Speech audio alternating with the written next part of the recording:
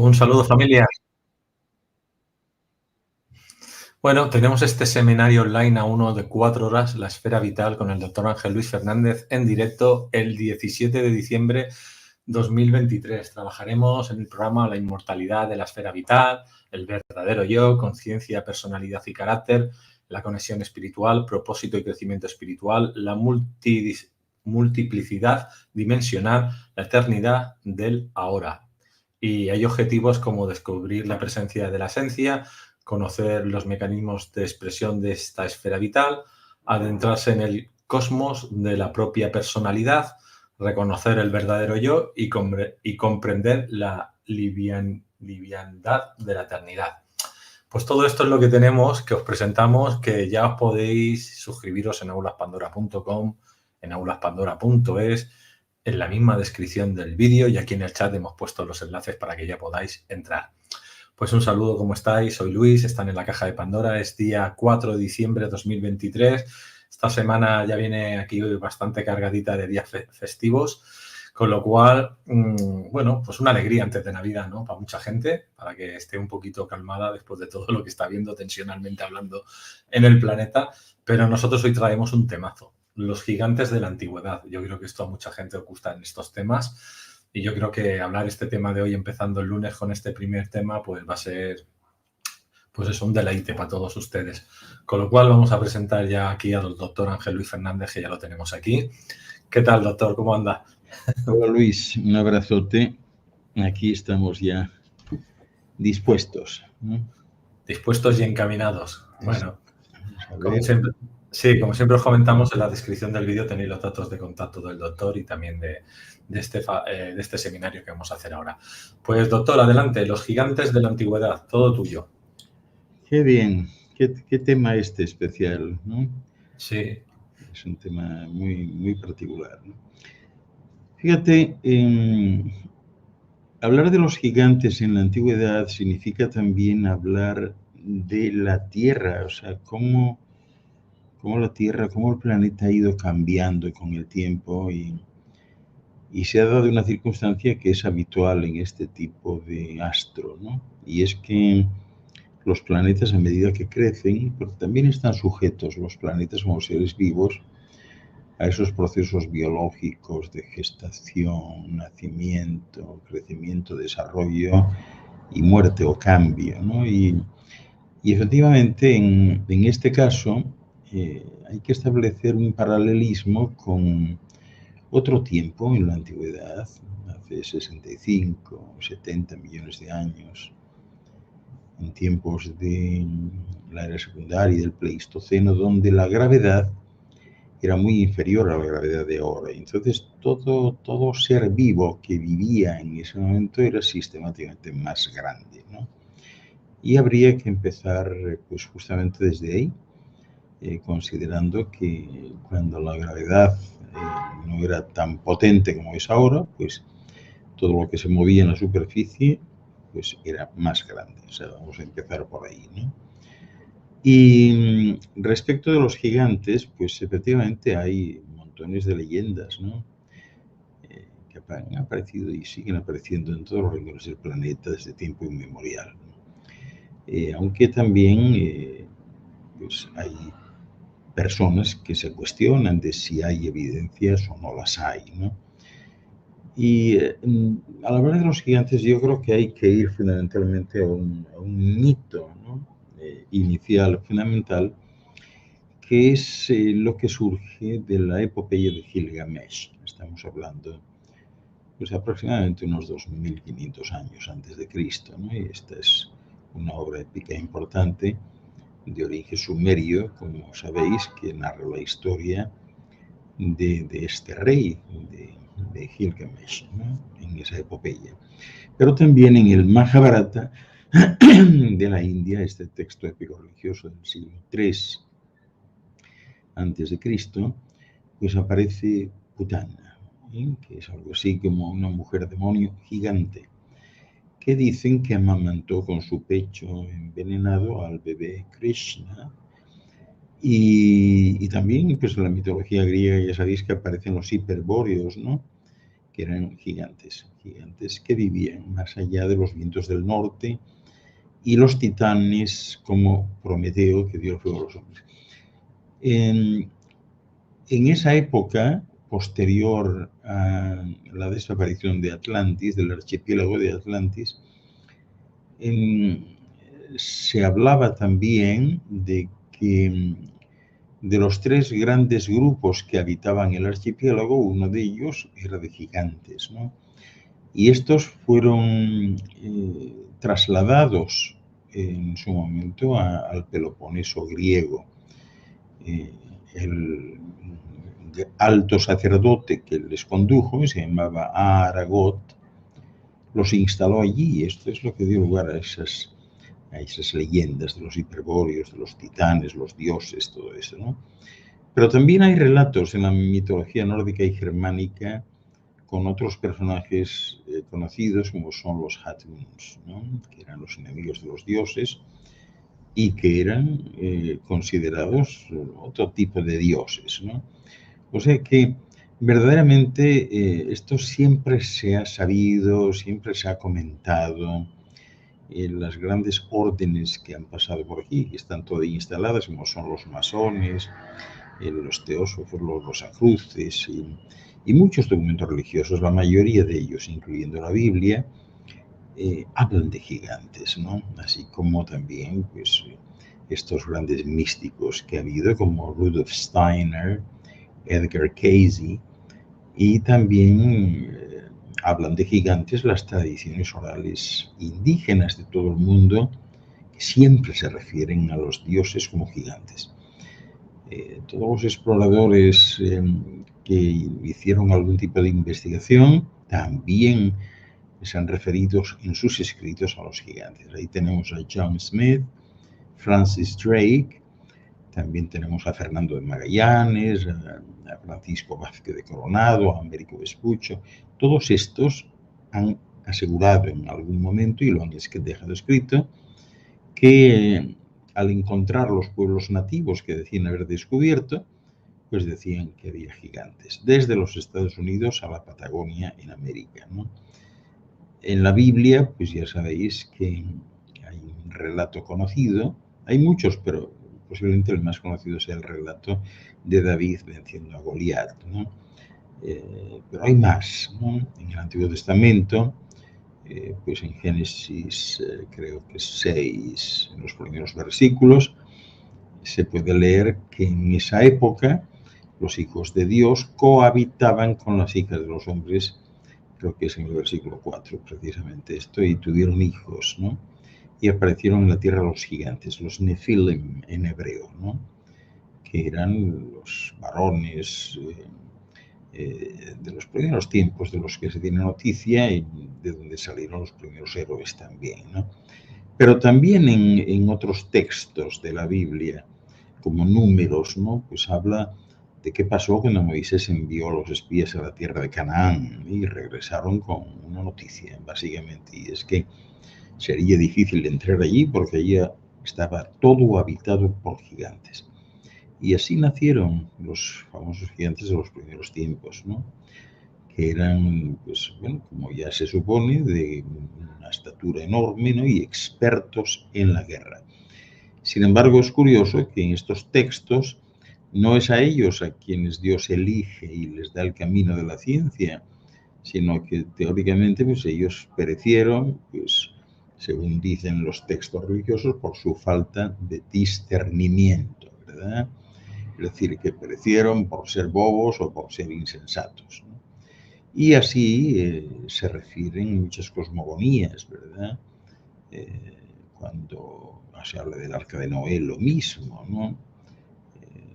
Tuvo que dejar la semilla de una nueva humanidad porque sencillamente pues, no respondían a lo que el Dios Yahvé se había planteado, ¿no? Por otra parte, la más conocida tal vez de las historias vernáculas documentadas en América, porque América a veces se suele dejar de lado, pero aquí hay mucha historia y hay muchos eventos de este tipo, ¿no? pero posiblemente la más documentada sea la de los patagones, ¿no? Unos seres que quedaron registrados en la bitácora de Fernando de Magallanes, ¿no? Durante la búsqueda de un paso entre el Atlántico y el Pacífico, que dio lugar pues, al estrecho que lleva hoy su nombre, ¿no? Él decía que vieron cerca de la playa, estaba hablando de Tierra del Fuego, un hombre que era tan grande que la cabeza de ellos, según dice él, no le llegaba ni a la cintura. Dice que los más altos de los españoles, perdón, le llegaban los más altos por el ombligo y los otros por debajo, ¿no? Entonces, es curioso, hay un texto que escribe un marino de origen italiano, muy fiel a Magallanes, un tal Antonio Pigafetta, ¿no? Que se refiere al susto que tenían de ver a tantos hombres tan grandes, ¿no? Y les llamaron precisamente patagones por esa razón, o sea, porque tenían, según ellos, las patas y los pies pues muy grandes, y de ahí surge la palabra Patagonia, claro.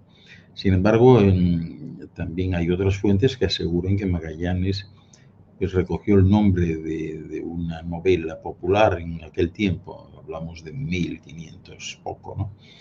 Prima León, ¿no?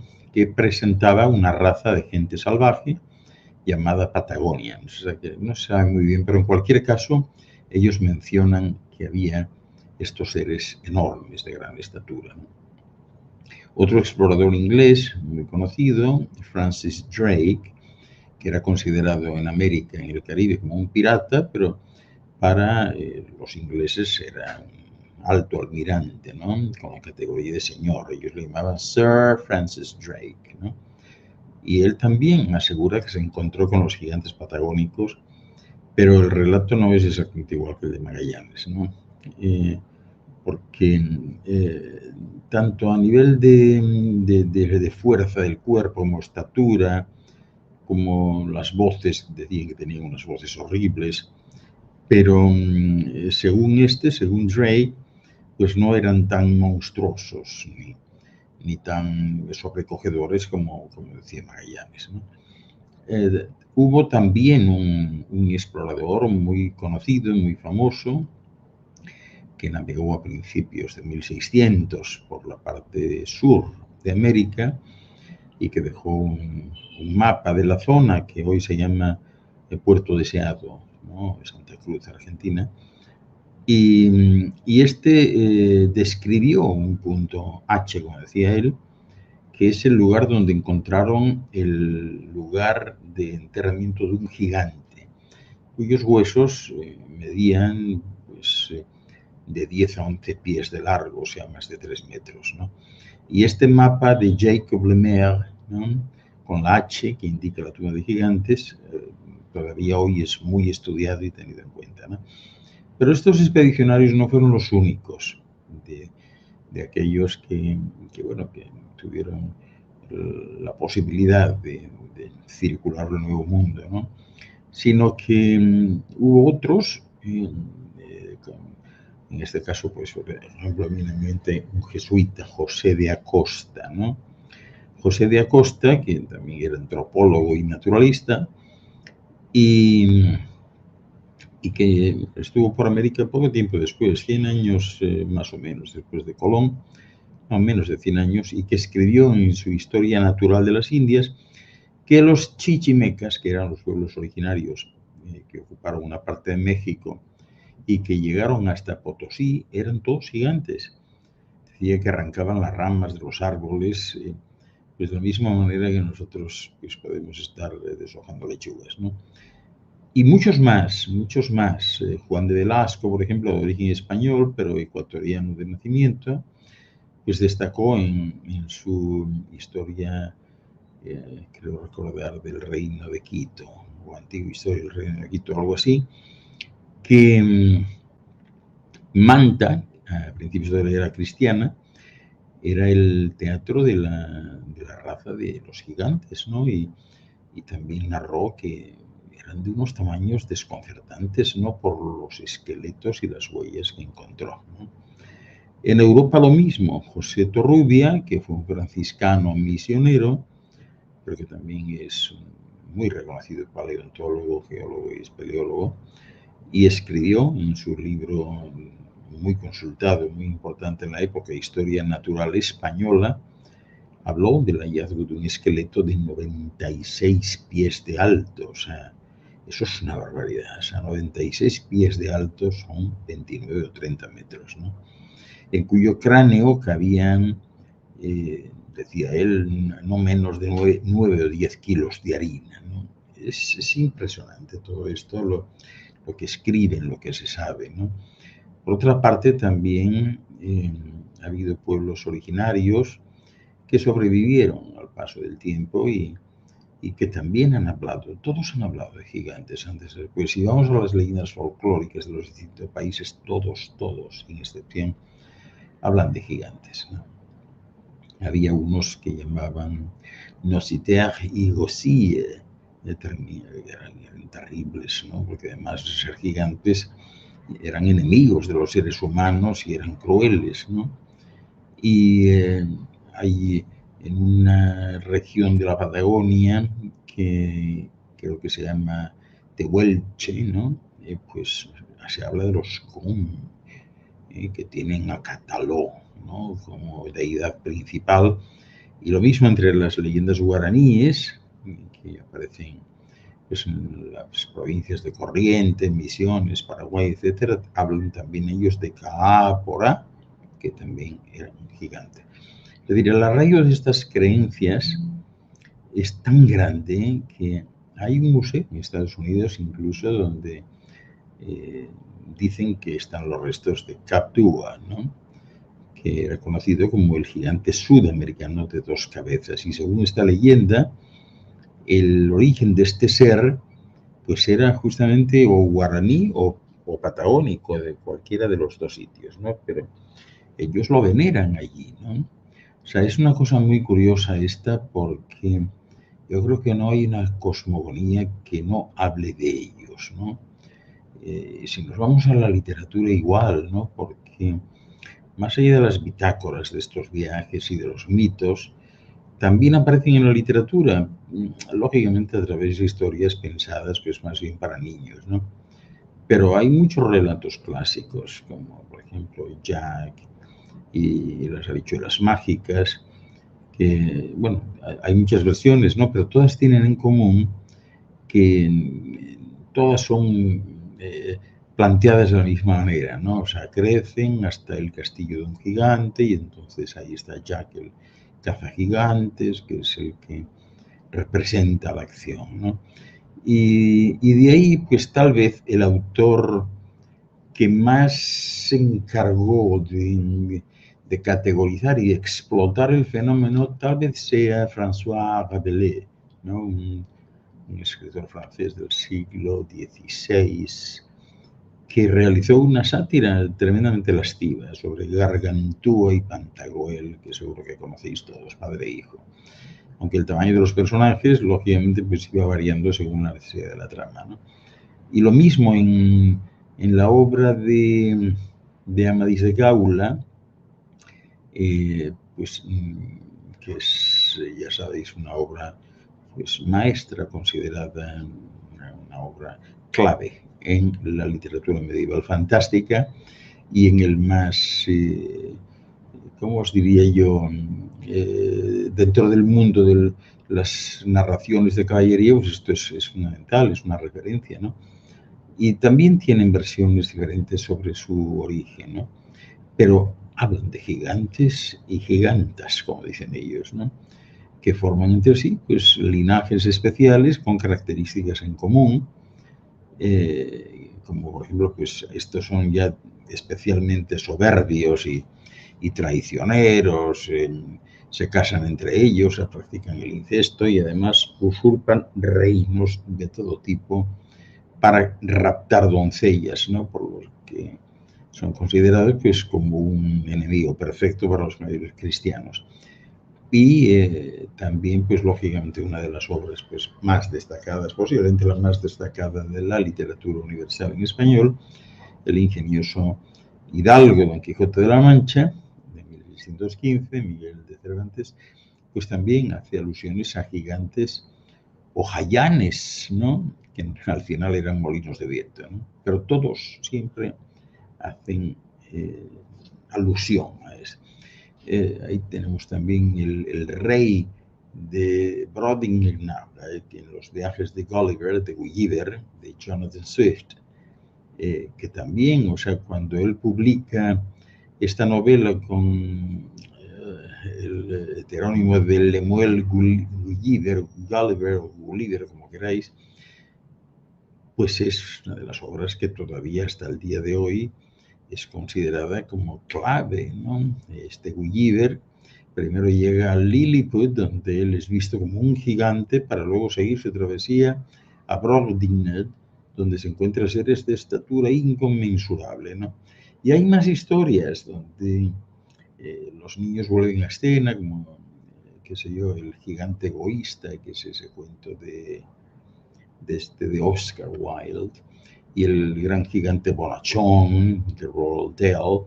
Y más allá en el tiempo, pues, qué sé yo, ahí tenemos la saga esta que está famosa aquí, de Harry Potter, creado por Rowling, y hay muchísimos, muchísimos, ¿no? Por eso en el camino de la evolución se han descubierto seres como también como el Homo floresiensis, ¿verdad? En la isla indonesia de Flores, ¿no? Que eran homínidos que tenían una estatura pues, de 1 metro de altura, no más, ¿no? Y por eso les llamaron hobbits, en honor al personaje de la saga del Señor de los Anillos, ¿no? De Tolkien. Estos hobbits, en teoría, se habrían extinguido pues, hace unos 50.000 años, justo en la misma época en la que el Homo sapiens comienza a expandirse por el planeta, ¿no?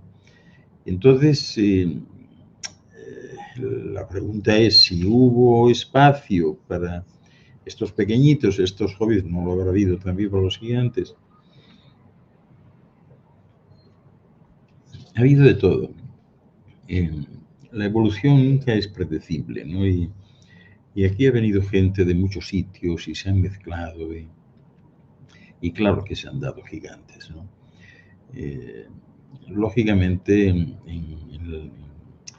la mezcla de los Nephilim con los de aquí y posteriores, ¿no? No hay un registro, ¿no? Dentro de este proceso de hominización, vamos a llamarlo así, porque si hubiera habido registros, pues seguramente tendríamos alguna evidencia más clara, ¿no? De manera que, o sea, aparecerían muchos más huesos de gigantes de los que han aparecido, teóricamente, ¿no? Pero sí hay buenos registros de homínidos con huesos pequeños y frágiles, ¿verdad? No sé, el caso es que yo recuerdo recientemente hubo un caso muy, muy comentado en los medios de comunicación, creo que fue en el 2010 o 2011, en la cueva de Denisova, dentro del macizo de Altai, en Siberia, donde un equipo de arqueólogos rusos halló un molar y el hueso de un dedo. Y luego de un análisis de ADN que realizaron en el Instituto Max Planck de Antropología Evolutiva, pues se llegó a la conclusión de que el diente perteneció a una especie homínida hermana que desapareció hace unos 40.000 años y a la que por esa razón llamaron denisovanos, ¿no? Porque así se llama la cueva, Denisova, ¿no? Y se explica que en aquel tiempo los Homo sapiens compartían el continente euroasiático con otras poblaciones humanas, como los neandertales, así que tuvieron que colocar a estos denisovanos en el mismo espacio, ¿no? Y ellos explican que es un lugar increíble, ¿no? Porque es el único lugar en el mundo donde se sabe que vivieron 3 grupos diferentes de humanos con historias muy diferentes, ¿no? Posteriormente se dieron cuenta también que tanto el hueso como el diente dejaron una huella en los humanos modernos, aportando, pues según ellos, alrededor del 5% del genoma de los melanesios actuales que viven en Papúa Nueva Guinea y otras partes del Pacífico. Y una de las características también más llamativas del molar fue su tamaño, ¿no? Que era, es más grande que los de los Homo sapiens y los neandertales, ¿no? Esto fue llevado en su momento a la Universidad de Toronto, hicieron un análisis dental exhaustivo y dicen que es difícil, ¿verdad?, imaginar cómo serían los dientes grandes de Denisova, porque las muelas de juicio tienen unas formas impresionantemente variables, ¿no? Y no hay duda de que estos dientes grandes con raíces masivas probablemente pues tendrían obviamente mandíbulas enormes, ¿no? Pero bueno, esto al final pues no representa una prueba necesariamente sobre la altura ni la complexión de la persona a la que perteneció, porque en general los molares no suelen ser buenos predictores del tamaño de la persona. Pero si es grande, pues pudiera implicar, como digo, un tamaño grande de mandíbula en el que debe acomodarse, pero esa mandíbula puede pertenecer a una cabeza más o menos grande que no tenga necesariamente un cuerpo grande, ¿no? Es decir, es muy difícil precisar, ¿no? Y así, pues en todas partes existen, como os digo, estas cosmogonías. Estados Unidos, por ejemplo, pues es uno de los lugares donde posiblemente se encuentre la mayor cantidad de documentación sobre la existencia de gigantes. Hay una de las historias que involucra al primer presidente, a George Washington, cuando todavía era general de la corona británica durante la guerra franco-india, ya por 1750 y tantos, 54 creo, de acuerdo al libro que se titula Historic Haunts of Winchester, de encantos históricos de Winchester. Según este libro, Washington estuvo al frente de la construcción del fuerte Loudon para proteger a los pobladores de ataques de indios gigantes, ya lo decía allí, que eran muy comunes, eran enormes, ¿no? Y que cuando cavaban para colocar los cimientos descubrieron también pues una serie de esqueletos que Washington reportó que poseían una altura superior a los 2 metros en el peor de los casos. También hay documentación de que otro presidente famoso, Abraham Lincoln, que fue, ya sabéis, otra figura emblemática del país norteamericano, pues habló de la presencia de gigantes en la zona durante una visita a las cataratas del Niágara, cuando aún era un congresista, ¿no? Y se hablaba de que cuando Colón llegó al continente, cuando, en fin, en el mismo tiempo en que se dieron lugar otros acontecimientos históricos importantes, pues los ojos de la especie extinta de los gigantes ya miraban por la tierra en todas direcciones. Y dicen que hay huesos que descansan en los montículos de América y que han apreciado los investigadores a medida que iban profundizando en sus trabajos, ¿no? Pero también ha habido situaciones en las que instituciones importantes como el Instituto Smithsonian pues se dedicó a trabajar en este sentido y en algunos casos corroboran que sí hubo gigantes, que han encontrado no solo huesos, sino instalaciones que no podían ser de otra manera, ¿no? O sea, es muy curioso, ¿verdad? Ha habido también avances en las excavaciones y en la documentación de las distintas épocas, pues fueron poco a poco estableciendo una, ¿cómo os diría yo? Una secuencia de los primeros gigantes a los últimos, ¿no? Y ha habido un antropólogo checo, un tal Alex Hardikla, que fue conocido por formular la teoría de que todas las razas humanas tienen un origen común, ¿no? Este hombre, Herdekla, era un defensor del movimiento eugenésico, ¿verdad? Que es una rama, como sabéis, del darwinismo social, y que preconizaba la mejora de los rasgos hereditarios humanos a través de la selección de la pareja procreativa, dejando de lado a los que no tenían pues, ciertas características, como el color de piel o el grupo social.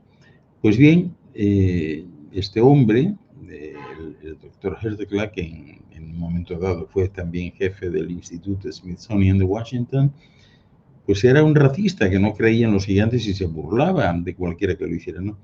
De hecho, ignoró muchos de los informes que habían depositado en el instituto los científicos, ¿no? Y que habían abierto pues, montones de montículos de entierro en América en décadas anteriores, ¿no? Sin embargo, la mayoría de ellos demostraban que, una vez más, que sí que había habido gigantes, ¿no? Y esto aparecía en todos los periódicos de la época, en que antes o después siempre se desarrolló alguna noticia relacionada con la aparición de esqueletos gigantes o de artefactos precolombinos desconocidos, ¿no? Los textos, yo creo que la mayoría finalizan con la visita de investigadores del Smithsonian Institute, que se llevaron la evidencia para generar, de alguna manera, un veredicto que al final siempre se arreglaban algunos para que fuese negativo, ¿no?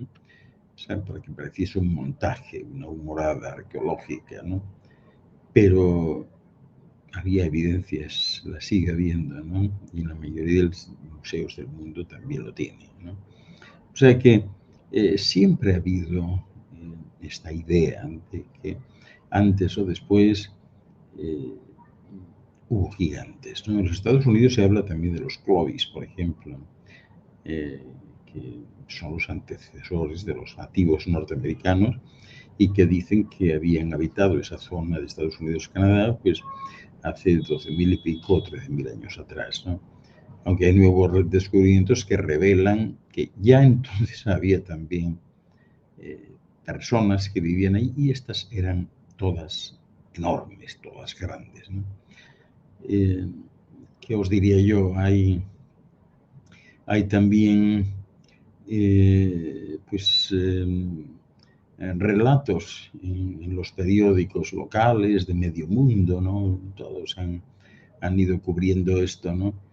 Y casos especiales también, porque, por ejemplo, se comentó mucho en su momento, esto forma parte de los anales históricos de estos gigantes, allá por 1912 o 13, pues un grupo de arqueólogos del Bellot College de los Estados Unidos excavó en una zona del lago Delavan de Wisconsin, donde encontraron 10 esqueletos de una raza desconocida enormes también, ¿no? Y asimismo, pues el resto, o sea, Washington Post, The Evening Star, todos han recogido, ¿no? Historias de gigantes, ¿no? Eso es muy interesante, ¿no? Ha habido un caso también, ya posterior, ¿no? Por esta época, en 1935, donde un tal Paxton Hayes, que era un explorador prestigioso de la época, estudiaba la cabeza de una momia gigante descubierta por él en una cueva profunda en las regiones de Sonora, donde está el desierto de Sonora, México, ¿no? Los restos momificados eran de una raza pues, de más de 7 pies de altura, ¿no? O sea, estamos hablando de 2,20 metros, y que se conservaban en perfectas condiciones, ¿no?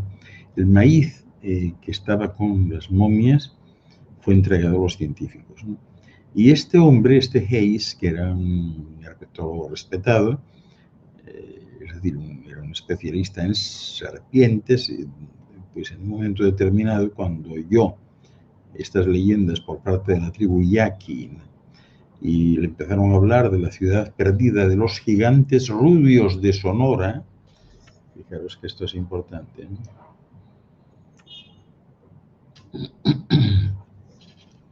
Y en Sonora no hay precisamente personas muy altas, ¿no? Y tampoco rubias, ¿no? Pero existe esta leyenda de la ciudad perdida de los gigantes rubios de Sonora, ¿no? Y se habla de unos edificios antiguos que estaban construidos en cuevas con una mampostería de cemento mezclada con bambú. Y decía este Hayes que estas construcciones se parecían mucho a las mezquitas, ¿no? Porque allí encontraron en canastas cuerpos que estaban envueltos como si fuesen gusanos de seda, ¿no? Encontraron muchísimos, 30 y tantos, de los cuales 2 eran mujeres, 9 fueron momificados y los restantes fueron esqueletos, ¿no? Pues bien, 2 años después de esto, el Instituto Smithsonian, pues cuando se dio cuenta de que estas momias existían, quedaron tan desconcertados que este hombre fue recibido incluso por el presidente Franklin Delano Roosevelt en la Casa Blanca para mostrarle sus hallazgos en herpetología, y después de eso los visitantes llegaron a la institución con una túnica de entierro prehistórica y un taburete de 4 patas que desenterraron en una cueva funeraria en el norte de Sonora, México. Los californianos explicaron entonces que la cueva pues era una de las 18 que habían descubierto y que casi todas contenían momias de gigantes bien conservados, ¿no? De una raza que tenía pues hasta más de 8 pies de altura, ¿no? Y estas cuevas están dispersas en un área enorme, ¿no? Pero efectivamente las descubrieron, las fotografiaron, las acreditaron, esto existe, ¿no? Fijaros que hay uno de los esqueletos que sin más preámbulos hay que decir que fue de los más importantes, que era un hombre joven, o sea, estaba en muy buen estado, y tenía una altura de 2,5 metros, ¿no? Y así, o sea, hay en todas partes, en el Reino Unido, en Nueva Zelanda, en Turquía, en Francia, Italia, en todas partes hay leyendas que tienen que ver con los gigantes, ¿no? Me viene a la mente el gigante famoso de Cardiff, en Inglaterra, que bueno, al final, como siempre, trataron de desacreditarlo y en fin. Este fue también un precursor de otros descubrimientos que hubo en China, donde un grupo de arqueólogos pues, también encontró restos antiguos de personas que superaban los 2 metros, ¿no? Y si bien en Occidente pues el tamaño no sorprende tanto, pero en China sí, porque son todos pequeños y eran más pequeños hace 2 siglos, ¿no? O sea que todo esto pues ha causado sensación, ¿no? De forma que, bueno, siempre hubo gigantes. Parece que esto no se puede obviar, o sea, ya no se puede ir por otra parte, ¿no? Y todas las civilizaciones han estado hablando de esto, ¿no? ¿Quién sabe si dominaron el mundo o no, ¿no? Pero lo que sí es cierto es que todas coinciden en que en algún momento seres de tamaño enorme o poblaban la Tierra o venían de afuera y se quedaban aquí, ¿no? Como os decía antes, los de la mitología griega, decían ellos que eran pues nacidos de la Tierra, y decían también que eran bastante agresivos, ¿no? Luchaban contra los dioses, no por la supremacía de la Tierra, sino del cosmos, ¿no? Y que algunos de ellos fueron derrotados y enterrados bajo los volcanes. Pero fijaros qué interesante, o sea, venían a esta Tierra, a este planeta, a debatir y a luchar por esa hegemonía en el cosmos, no en la Tierra, ¿no? Es curioso, en la mitología nórdica, por ejemplo, los Jotun estaban hechos de hielo y dotados de una fuerza pues absolutamente sobrenatural. Y bueno, pues a partir del diluvio lo mismo. Es decir, este es un tema absolutamente impresionante, ¿no? Que siempre ha fascinado y ha formado parte del imaginario colectivo, como sucede pues con los dragones, por ejemplo, que tantas culturas diferentes pues tienen en sus cosmogonías, ¿no? En Harla, por ejemplo, en Etiopía, hace unos años, los arqueólogos descubrieron, no sé si recordáis de haberlo leído, pues una ciudad increíble, ¿no? Donde los que vivían cerca siempre han tenido claro, y así lo comentan al día de hoy, que fue construida por gigantes en el pasado, y por esa razón los edificios y los muros son enormes. O sea, hay escaleras allí que las tienes que escalar, o sea, no puedes bajar, y sin embargo son escaleras, no puedes bajar ni subir, tienes que ir tú con otra escalera para subir cada peldaño, ¿no? Y también se encontraron ellos con tumbas repletas de huesos de seres humanos excepcionales, ¿no? Qué sé yo, o sea, hay por todas partes, ¿no? El de la epopeya de Gilgamesh, pues yo diría que hoy por hoy, a partir de la saga de Zacarías Sitchin, pues es posiblemente el más socorrido, ¿no? Porque este héroe de Gilgamesh dicen que alcanzaba pues por lo menos 5 metros de altura, ¿no? Y estaban acostumbrados, o sea, nadie decía nada, ¿no? De otro modo también, pues los seres humanos observaban esos grandes monumentos que no encajaban para nadie, ¿no? O sea, era una cosa excepcional. Luis, yo no sé si sigo hablando o tenemos alguna pregunta que alguien quiera hacer para Sí, perfilar ya un poco mejor, porque este es un tema amplísimo, o sea, yo podría estar horas sí, hablando de esto, ¿no? hay preguntas. Yo quiero comentar que yo estoy, por ejemplo, en un grupo de Telegram que se llama La Raza de los Gigantes, ¿no? Solamente diciendo los últimos 3 posts que han puesto, están sacando todo el rato fotos de gigantes. Henry Blake, el gigante británico, nacido en cerca de Chesterfield, en Sussex, en 1724. El gigante Daniel Cajanus medía 2,60 m y murió en Harlem en 1749 a la edad de 46 años. Pero que hay cientos de ellos. Quiero decir, en el 1700, 1800, 1900 habían gigantes viviendo con nosotros, humanos vestidos como nosotros y viviendo con nosotros en las ciudades. No estamos hablando de razas de gigantes que lucharon contra ellas, como hicieron los nativos americanos. Entonces, yo creo que nos mienten un poquito con la realidad de la historia. Yo creo que pasados 100 años la gente no se acuerda de lo que ha pasado, básicamente. Bueno, es que siempre ha habido gigantes en ese sentido, pero eran la excepción y no la regla.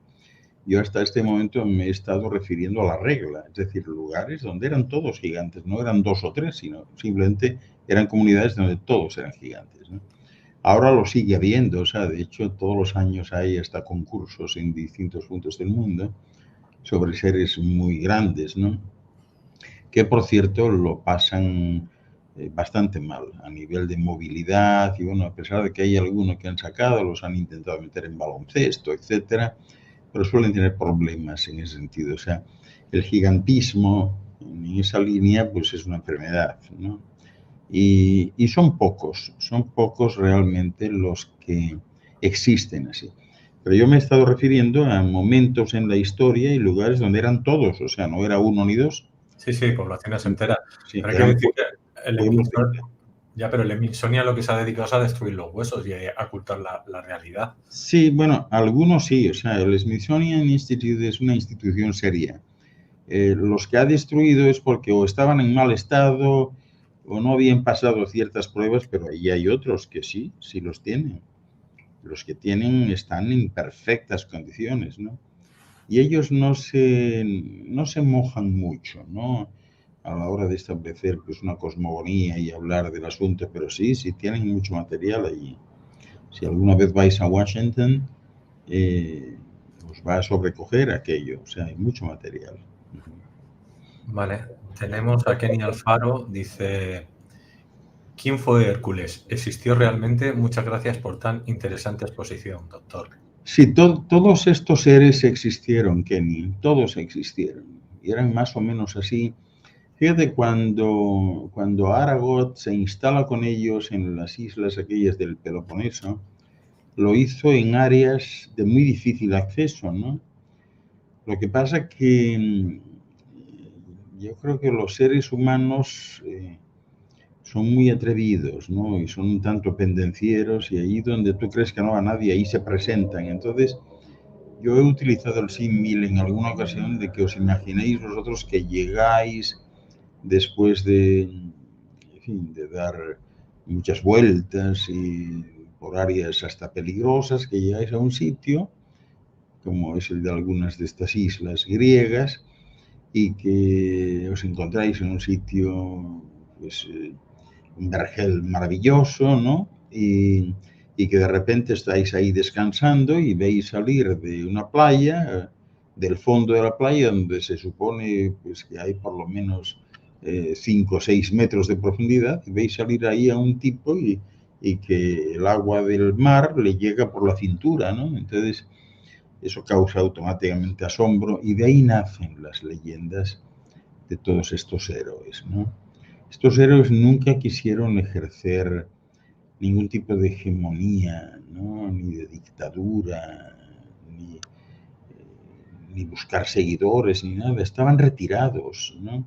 Pero les encuentran y los que les ven quedan automáticamente supeditados a ellos. Entonces se crea una cultura de la subsidiariedad, o sea, les siguen, dependen de ellos y terminan convertidos en dioses, algo que ni eran ni lo pretendían, ¿no? Esta es un poco la historia de personajes como Hércules. Pero sí, sí, existieron, claro que sí. También Kenny nos dice, ¿esa lucha y hegemonía en el cosmos persiste aún actualmente? No, ya no. Porque es que entonces lo que planteaban, bueno, ni existía entonces como tal, ¿no? Pero siempre se planteaba, pues eso, que este era un lugar tan importante que aquí se decidían los designios del cosmos, ¿no? Todavía ahora, o sea, cualquiera que aparece pues, de otro lugar, pues es considerado o un dios o un alto comandante o comandante en jefe de una flota interestelar o cosas así, ¿no? Aquí son muy exagerados. Este astro es un astro complicado, Kenny. Es un astro complicado porque las personas aquí son muy exageradas, tienden a exagerar mucho y además son violentas. O sea, este es un astro donde muchos no se atreven a sacar la cabeza porque tienen miedo de que les maten o que les hagan algo, ¿no? Este es un lugar muy violento, Kenny, muy violento. Y tiene esa fama en el cosmos de lugar violento. No es considerado un lugar pacífico. Tenemos a Javier. ¿Es cierto que se encontró una base con una tecnología muy avanzada hecha por gigantes en los montes Bucegui en Rumanía? Muchas gracias, doctor, y mucho éxito en la maratón del día 9. Sí, es cierto, sí, muchas gracias, Javier. Es cierto, sí, es cierto. Es que estas construcciones son verdaderamente ciclópeas, o sea, son construcciones que por más que quieras argumentar en otro sentido, pues no puedes, porque son construcciones enormes, puertas enormes, escaleras enormes. Está claro que eso fue construido para otro tipo de personas, ¿no? Y es que no hay otra alternativa, porque de otro modo sería un perfecto disparate, como lo que os comentaba antes. Construir unas escaleras que no se puedan subir, pues no tiene ningún sentido, ¿no? Y si quieres subir al siguiente escalón, tienes que andar escalándolo. Eso no tiene sentido. El único sentido que tiene, pues es decir, que quienes estaban allí en algún momento, pues eran personas de una gran estatura. Esto sucede también, por ejemplo, en el Antiguo Egipto, en Luxor y Karnak, y en el Líbano, en Baalbek, hay construcciones así, o sea, impresionantemente grandes, ¿no? En Baalbek, que era la sede de la ciudad donde se estaba construyendo la Torre de Babel en honor de Baal, hay lugares así, o sea, puertas gigantescas, escaleras gigantescas, rampas impresionantemente grandes, ¿no? Y la única explicación, pues es justamente eso, que fue hecha por gigantes, para la estatura promedio de la época. Litsi dice, Zacarías hablaba mucho de los Anunnakis. ¿Esos gigantes? ¿Estos eran estos gigantes? Sí, bueno, es que esa es la traducción que hacen de los Nephilim. Nephilim o Nephilim tiene dos acepciones. Una es de gigantes y la otra es los que venían del cielo. Entonces, los que venían del cielo, pues automáticamente si venían del cielo es que los habían echado, porque si no, ¿a qué iban a venir aquí? que esto era un sitio pues pretencioso, hostil, problemático. Y entonces la otra acepción era hablar de ellos como ángeles caídos, ¿no? Castigados, ¿no? Pero sí, eran gigantes, sí. Uh-huh. Por aquí nos preguntan qué estatura podían tener. Bueno, cuando hablamos de gigantes estamos hablando de una estatura mínima de 2,5 metros, ¿no? Y aquí ha habido seres que han medido hasta 10 y 12 metros de altura. Por aquí nos dicen, hola, doctor, usted no menciona mujeres gigantes, ¿no había en esos tiempos? Sí, hablo de gigantes en masculino y en femenino, las dos, sí. Nos dicen... En alguno de los libros que he mencionado, por cierto, se habla de gigantes de hasta 23 y 24 metros de altura. O sea, los había exageradamente gigantes. ¿Es la Tierra el centro del universo conocido? Claro que no. Claro que no, para nada. Vamos, la Tierra es un punto insignificante, no es el centro de nada, ¿no? La Tierra es el centro únicamente de nuestras pretensiones, pero nada más. No, para nada. Dice Carla, ¿qué nos puedes decir sobre los hobbits? Ellos no eran precisamente gigantes, más bien pequeñitos. Bueno, justamente he hablado de ellos antes, ¿no? De los hobbits, cuando empiezan a surgir por primera vez en las leyendas celtas y entre los patagonios de Argentina. Eran pequeñitos. Y sigue habiéndolos, por cierto. ¿A dónde? Pues en Islandia quedan hobbits, en algunas repúblicas bálticas y lo mismo en alguna parte del norte de Irlanda quedan hobbits.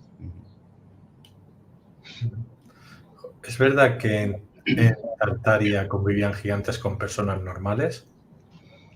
Bueno, eso es lo que dicen, ¿no? Lo que pasa que es un tema controversial, ¿no?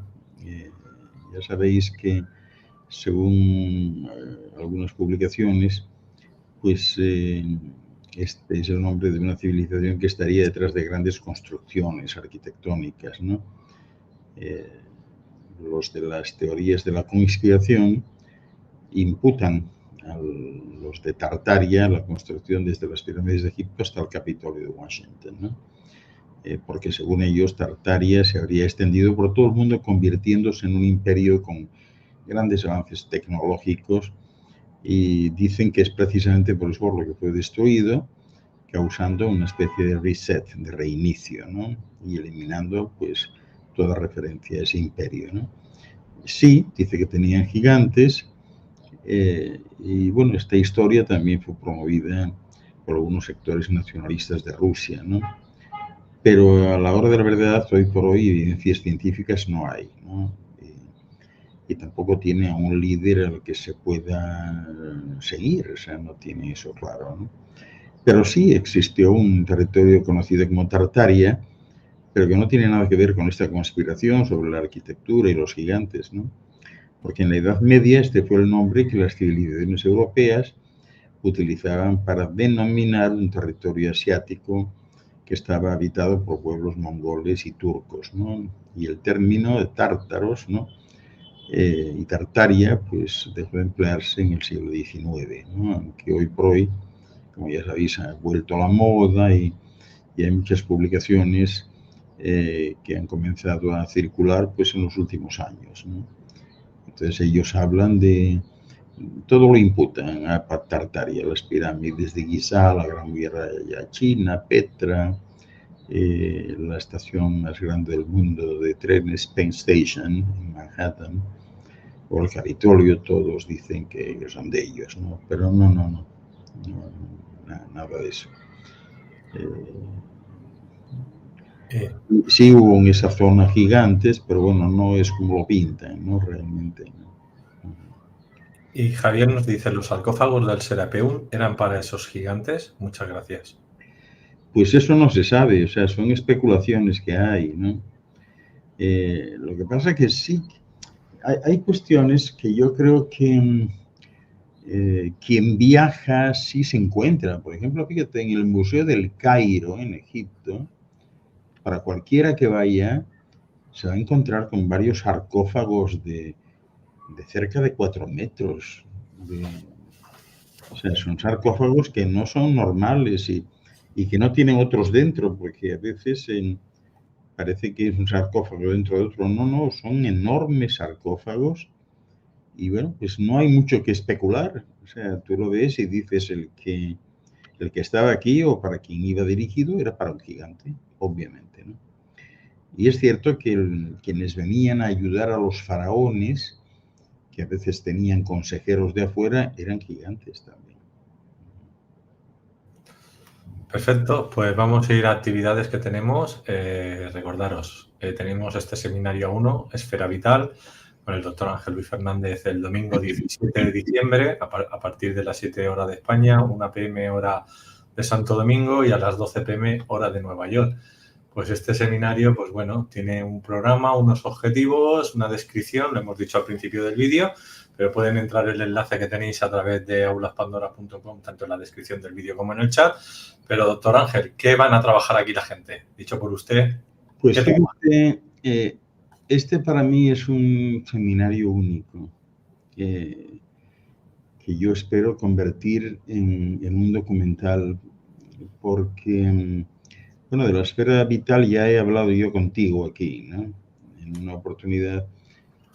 Para mí es muy importante porque esa es la única expresión del yo, es decir, cuando existe tal confusión entre lo que es el alma, el espíritu, la esencia, etc., la esfera vital es el yo y es inmortal, entra y sale constantemente del cuerpo, ¿no? Entonces voy a hablar de eso, voy a hablar del yo, ¿dónde está el yo? ¿Qué lugar es ese que cuando uno se refiere a uno mismo señala aquí, ¿no? Se señala como al centro del pecho? ¿Qué es eso? ¿Qué hay ahí, ¿no? Y voy a explicar, pues, lógicamente con tranquilidad, porque estos seminarios son de 4 y pico horas, 5 horas, y me da tiempo a todo. Voy a explicar eso en profundidad. ¿Qué es el yo? O sea, cómo esto que tenemos, el cuerpo, que se confunde con el yo, es decir, uno piensa en alguien y piensas en el cuerpo. Este tipo, pues es alto, melenudo, calvo, grueso, no sé qué y tal, pero ese no es el yo. O sea, nuestro yo es otra cosa, ese es el traje que tenemos. Entonces, el traje sí que cambia, como cambian los trajes que nos ponemos aquí. Es decir, yo tengo esta chaqueta, pero no es eterna. En un momento dado empieza, pues, a romperse, hay que arreglarla y seguramente pues termino tirándola porque ya no me sirve, ¿no? Eso es lo que sucede con estos cuerpos. Pero nunca se habla de la esfera vital, lo que está dentro, lo que es inmortal, la que va acumulando un patrimonio experiencial que es verdaderamente pues lo que sí pasa de efusión tras efusión. Entonces voy a hablar de eso en profundidad, por primera vez en tanto tiempo. Así. Muy bien, pues doctor Ángel, lo que usted quiera comentar ahora también de sus actividades y cerramos el programa. Pues nada, lo que quiero comentar es que el sábado próximo tenemos la Fundación 1-1, un maratón, lo hacemos todos los años. Este maratón significa 24 horas ininterrumpidas de transmisión, en donde van a participar pues muchas personas y hay muchas cosas, ¿no? Hay, por ejemplo, va a haber 7 talleres incorporados al maratón. Como esto es para recaudar fondos para el Centro de Luz, bueno, pues por ejemplo los 7 talleres tienen un costo único para los 7, para seguirlos ahora o cuando quieran, porque quedan grabados, tienen un costo de $100, ¿no? Y luego vamos a tener consultas de todo tipo, online, con donaciones que van de los 30 a los $50. Tenemos un concurso de talentos donde personas que tienen ciertas cualidades, pues quieren exponerlas allí. Yo no sé si tú mismo, Luis, pues tienes alguna posibilidad de cantejondo andaluz o algo así, no sé. Podrías estar ahí perfectamente, ¿no? Y después la parte central es una subasta que hacemos que es maravillosa porque todos son objetos singulares, extraños, ¿no? Algunos ni siquiera son de aquí. Y entonces hay una subasta, la gente pues puja, allí hay un precio de salida, ¿no? Y todos donan, o sea, hay muchas donaciones y otras que no lo son, ¿no? Son objetos especiales. Y eso es muy... Y luego pues hay, qué sé yo, películas, documentales, todo tiene que ver con la fundación y con todo esto, ¿no? Así que os invito a todos a echarnos una mano, a que estéis allí y que participéis activamente. Vamos a estar 24 horas sin parar. Esto es el sábado 9 y empieza a las 12 de la noche, hora de Santo Domingo, Puerto Rico, que son las 5 de la mañana en España, la 1 de la mañana en Argentina, las 10 de la noche en México, las 11 de la noche en Colombia, etcétera, etcétera. Pues ya sabéis, familia, a esa maratón y a donar, que hay que subir el programa. Pues nada, familia, yo con el doctor Ángel Luis Fernández nos vemos en 15 días y ha sido un placer estar con vosotros y ahora vamos con Yolanda al siguiente vídeo. Pues venga, doctor, que vaya muy bien. Un abrazote fuerte, siempre agradecido, Luis. Que vaya todo bien. Igualmente, doctor, a disfrutarlo. Hasta ahora.